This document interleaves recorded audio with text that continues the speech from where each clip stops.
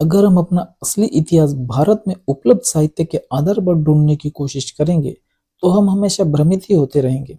इसलिए हमें ब्राह्मणी वर्चस्व के पहले जो साहित्य भारत देश से बाहर गया था, उस साहित्य को आधार बनाकर ही अपना असली गौरवशाली इतिहास ढूंढना होगा।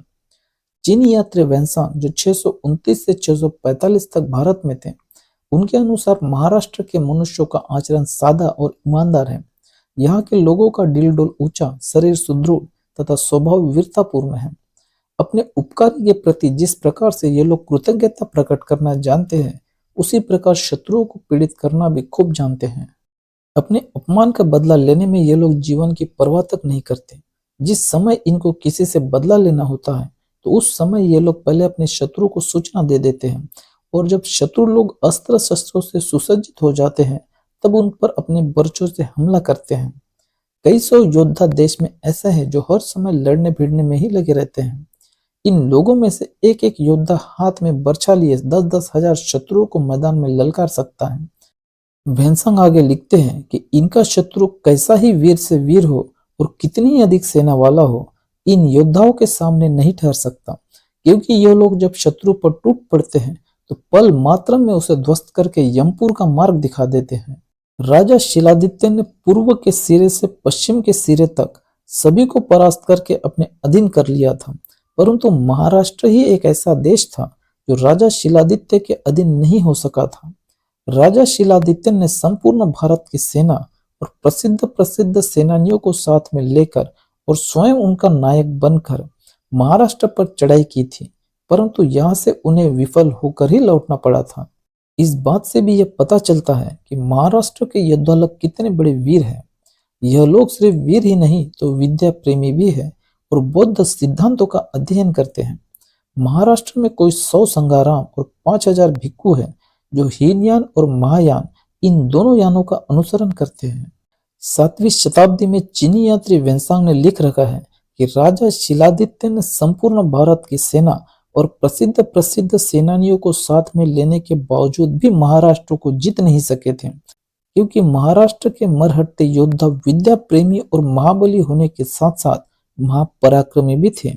वे ऐसे योद्धा थे जो अकेले ही 10-10 हजार शत्रुओं को मैदान में ललकारते थे।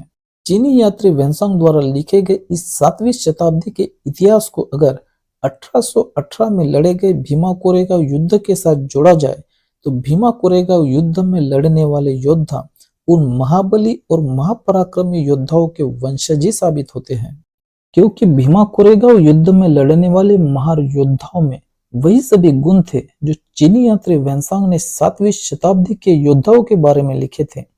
यह बात साबित करती है कि 7वीं शताब्दी के बौद्ध मरहट्टे योद्धा ही कालांतर में महार कहलाए। 1818 में लड़े गए भीमा कोरेगांव के युद्ध में 28,000 ब्राह्मण पेशवाओं की फौज को सिर्फ 500 महार योद्धाओं ने धूल चटाई थी। यानी ही एक एक महार योद्धा ने 56 ब्राह्मण पेशवा की सेना को मारकर महाराष्ट्र से पेशवाई यानी ही ब्राह्मण राज का खात्मा किया था।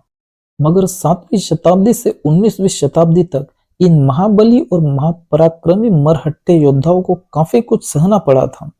जो मरहट्टे परंपरागत रूप से हथियार धारण करने वाले योद्धा थे, उन योद्धाओं को हथियार धारण करने के अधिकार से वंचित किया गया था। जो मरहट्टे समाज की रक्षा करने वाले योद्धा थे, उन योद्धाओं को ही समाज व्यवस्था से बाहर कर दिया गया था। जो मरहट्टे स्वतंत्र योद्धा थे, उन्हें गुलाम बना दिया गया था। जो मरहट्टे देश की रक्षा जैसा महान कार्य करने वाले योद्धा थे, उन योद्धाओं को गंदे काम करने के लिए मजबूर कर दिया गया था। जो मरहट्टे योद्धा विद्या प्रेमी और बौद्ध अनुयायी थे, उन योद्धाओं को ब्राह्मणी व्यवस्था में अज्ञानी और अछूत बना दिया गया था। आमने सामने की लड़ाई में इन महाबली और महापराक्रमी मरहट्टे योद्धाओं को परास्त करके गुलाम बनाना और फिर अछूत घोषित करना इन दुर्बल जीर्ण भंगुर ब्राह्मणों के बस की बात नहीं थी। इसके लिए ब्राह्मणों ने इस्लामी राजतंत्र के साथ ही ब्राह्मणी धर्म तंत्र का भी सहारा लेकर एक लंबी प्रक्रिया के तहत, यानी ही मुगल काल की स्थापना से लेकर पेशवाई की स्थापना तक के समय के बीच में इन महाबली और महापराक्रमी मरहट्टे बौद्ध योद्धाओं को ब्राह्मणी धर्म में अछूत और गुलाम घोषित करके व्यवस्था से बाहर कर दिया गया था। इतिहास इस बात का गवाह है कि यह बौद्ध मरहट्टे इतने महाबली थे कि पूरा का पूरा राष्ट्र ही इनके नाम पर महाराष्ट्र कहलाया। साथ ही यह बौद्ध मरहट्टे इतने महापराक्रमी थे कि एक एक योद्धा ने 56 ब्राह्मण पेशवाई सेना को काटकर महाराष्ट्र से पेशवाई खत्म की थी। मगर इतिहास भूलने और ब्राह्मणों द्वारा ऐतिहासिक भ्रांतियां फैलाने की वजह से वर्तमान में इन मरहट्टों के वंशज भ्रमित हैं और इसलिए ही ब्राह्मण पेशवाओं के वंशज शासक हैं। जिस दिन इन मरहट्टों के वंशजों का भ्रम खत्म हो जाएगा, उस दिन फिर से भीमा कोरेगांव हो जाएगा।